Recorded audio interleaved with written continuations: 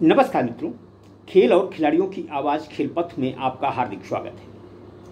मित्रों, जैसे जैसे विश्व योग दिवस करीब आ रहा है, सरकारी मशीनरी इस दिन को खास बनाने रात दिन एक कर रही है। हर कोई योग को लेकर फिलवक्त फिक्रमंद है, लेकिन इसके उलट सम्मानित योग प्रशिक्षकों की आर्थिक तंगहाली की तरफ न ही सरकार का ध्यान है, न ही प्रधानमंत्री नरेंद्र मोदी का ध्यान है, न ही राज्यों के मुख्यमंत्रियों का।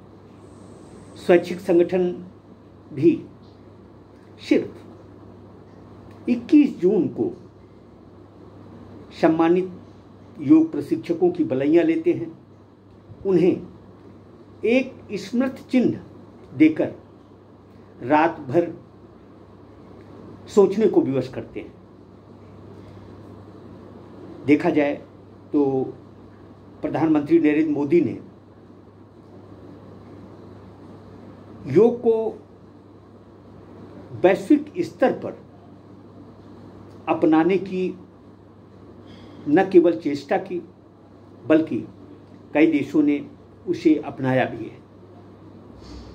जब हमारा देश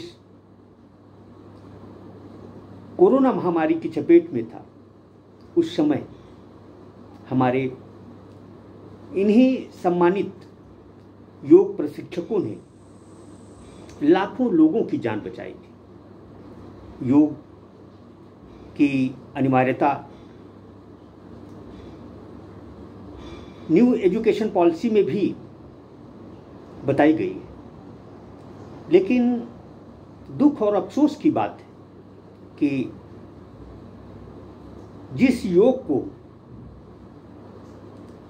वैश्विक स्तर पर समृद्ध करने की कोशिशें हुई, लेकिन उन सम्मानित योग प्रशिक्षकों की तरफ किसी सरकार ने, चाहे वो केंद्र की हो या राज्य सरकार, किसी ने भी ध्यान नहीं दिया। अभी तक कोई ऐसा ठोस नियम कानून नहीं बना है जो कि सम्मानित योग प्रशिक्षकों के जीवन में खुशहाली ला दे। देखा जाए तो इन योग प्रशिक्षकों की अनिवार्यता को न केवल राज्य सरकारें ठेंगा दिखा रही हैं, बल्कि इनका जो मानदेय है वह भी बहुत ही कम है। हम आपको बता दें कि उत्तर प्रदेश में पुरुष योग प्रशिक्षक को 8,000 रुपये, तो महिला प्रशिक्षक को 5,000 रुपये मिलते हैं। यही हाल राजस्थान में भी है। राजस्थान में भी पुरुष प्रशिक्षक को 8,000 रुपये तथा महिला प्रशिक्षक को 5,000 रुपये मिलते हैं। बिहार की स्थिति इससे भी ज़्यादा खराब है। वहाँ योग प्रशिक्षकों को काम ही नहीं मिलता तथा यह कहा जाता है कि योग के लिए बजट नहीं। मध्य प्रदेश में आउटसोर्सिंग से योग प्रशिक्षक रखे गए हैं। कहने को उन्हें 8,000 मासिक वेतन मिलता है, लेकिन उनके खाते में सिर्फ 48 रुपये आते हैं। इसी तरह से सहायक योग प्रशिक्षकों की स्थिति इससे भी नाजुक है। मध्य प्रदेश में सहायक प्रशिक्षक को, योग प्रशिक्षक को सिर्फ 3,000 रुपये मिलते हैं। अब सवाल ये उठता है कि जब सम्मानित योग प्रशिक्षक ही रोगी होगा, अवसादग्रस्त होगा, तो वह समाज को निरोगी कैसे रख सकता है। दरअसल ये राष्ट्रीय चिंता की विषय होना चाहिए। हम सम्मानित योग प्रशिक्षकों के साथ जो व्यवहार कर रहे हैं, जिस तरह उनका शोषण कर रहे हैं, जिस तरह हम उनकी उपेक्षा कर रहे हैं, वह कहीं से भी उचित नहीं है। दरअसल योग गुरु हमेशा से, सनातन समय से इस समाज का पूज्य रहा है और रहेगा भी। हम सिर्फ योग प्रशिक्षक को सम्मान का नहीं बल्कि गर्व और गौरव का विषय बनाएं, तभी बात बनेगी।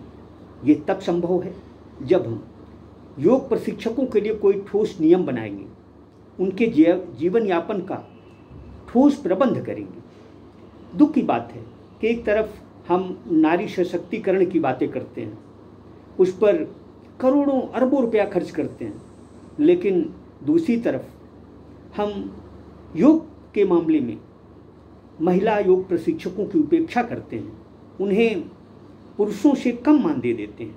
आखिर क्यों? यह ऐसे सवाल हैं जिनका जवाब प्रत्येक राज्य के मुख्यमंत्री, स्वास्थ्य मंत्री, इतना ही नहीं देश के प्रधानमंत्री नरेंद्र मोदी जी को भी ध्यान देना होगा। सिर्फ योग को वैश्विक पहचान दिलाने से बात नहीं बनती। यदि राष्ट्र को स्वस्थ रखना है तो हमें योग प्रशिक्षक की महत्ता को समझना होगा, उसके आर्थिक पहलुओं को ध्यान देना होगा।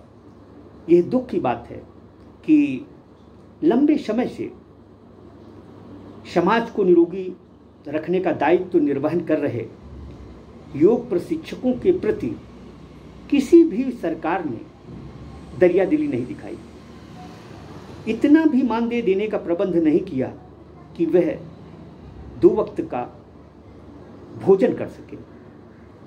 दरअसल योग का ढिंढोरा पीटने से बात नहीं बनेगी, तब तक नहीं बनेगी जब तक कि सम्मानित योग प्रशिक्षक दुखी होंगे। मैं करवद प्रार्थना करता हूँ सभी राज्य सरकारों से कि योग की महत्ता को बढ़ाएं, सम्मानित योग प्रशिक्षकों के सम्मान को न केवल ध्यान दें बल्कि उन्हें इतना तो दें कि वह एक अच्छा जीवन जी सकें।